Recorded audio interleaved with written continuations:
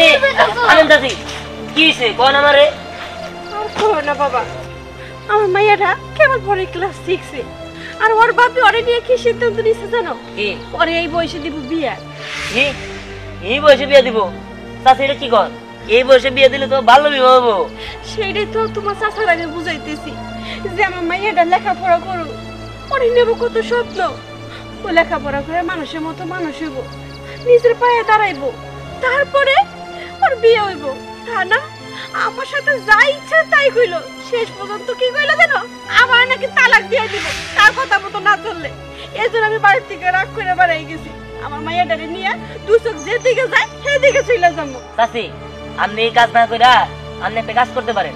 আপনি হেড স্যারে জানান, হ্যাঁ শিক্ষা অফিসে জানাবনি। ওই শিক্ষা অফিসে যে স্যার এই পুলিশ আই না ওই বাল্য বিবাহের কেস দিয়ে দিবনি, পরে চাচা ধরে নিয়ে যাবনি। বলো কি, হেডমাস্টারে জানাইলে হ্যাঁ শিক্ষা অফিসে জানাইবো? মা দিহান তোমার যা কইতেছো তুমি তাই করো।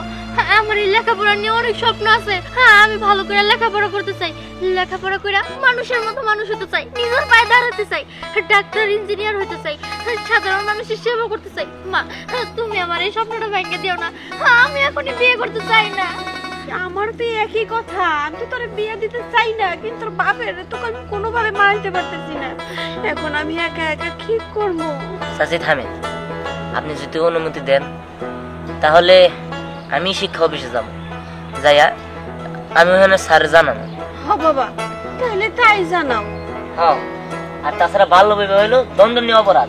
আমি এখনই যাইতেছি চাচি, আপনি বাড়িতে নিয়ে জানাবেন। আচ্ছা চল মা।